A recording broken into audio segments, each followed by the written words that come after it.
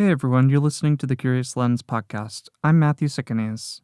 On today's show, we're diving deep into my science degree and how that transformed my path. Would I fall in love with research and abandon the arts? Would creativity rule the day? Or perhaps something completely unexpected was in store? Growing up as a kid, one of my favorite things to do in the backyard was to turn over rocks, leaves, twigs, and everything in between, looking to see what wildlife I could find in my Florida backyard. It was in this lush forest that I learned about the building blocks around me and how everything was interconnected. I was starting to understand the bigger picture by looking at one piece at a time. Before I found photography, I was only looking at these pieces through a magnifying glass, but after discovering the camera, I was able to translate these moments into memories. This connection to my creativity has always remained strong, and I have a unique bond to my curiosity, especially when studying the sciences. Fast forward to college again, and the end of my first year had taught me much. I learned about basic biology, botany, and chemistry to get things started, and that was just the tip of the iceberg. But I was determined to keep creativity in the mix. My first year alone, I took multiple courses in other disciplines, including the communication and graphic design fields. In communication, I took photojournalism and shot for the college newspaper, learning to share visual stories with photography and cover topics out in the world. At the same time, I was learning about the basics of graphic design: shape, line, form, color, pattern, texture, all of these different things that made up the entire world around us that I never really thought twice about.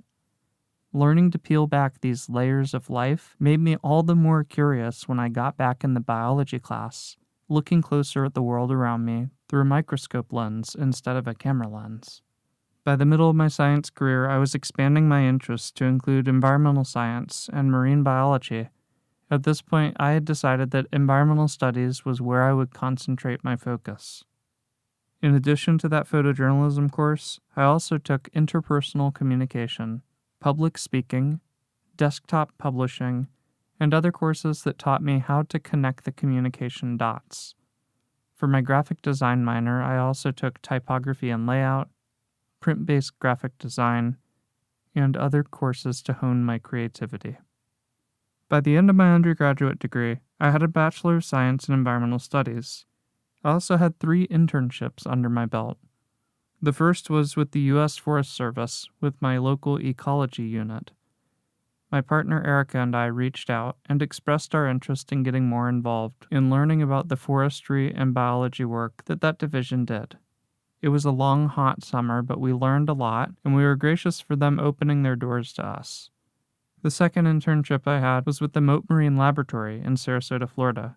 I was a member of the Sarasota Dolphin Research Program, or SDRP, and it was this fantastic opportunity to learn about endangered bottlenose dolphin species, what's being done to research them and protect them, and what we can do to help spread the word on why they're important and how to help.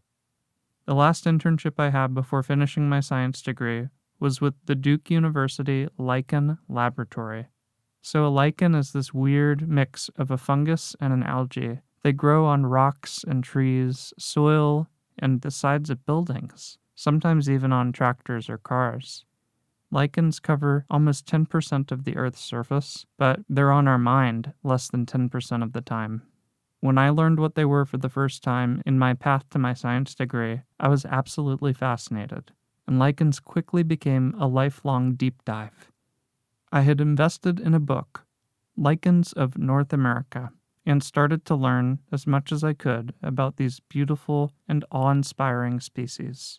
When I started to approach the end of my undergraduate career, I talked to my academic advisor and mentor about what was next. With one final summer before graduating that winter, I had an opportunity.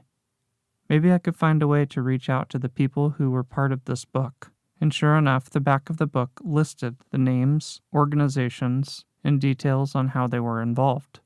As it just so happens, my mentor is an alumnus of Duke University, and with a few emails, we had a conversation going with the lab that I was interested in working with, the one that we found in the back of the book with a little bit of digging. From microbiology to fieldwork in the coast, The time in my environmental studies degree taught me a lot. I wasn't a perfect student by any means, and in a lot of cases I was going by the skin of my teeth.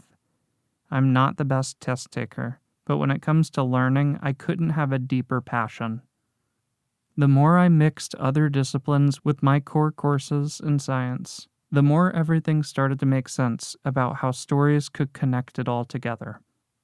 But I had a big decision to make. With an environmental science degree in hand and another crossroad, would I stay in the world of science or dive headfirst into the universe of storytelling? Join me in the next episode to find out.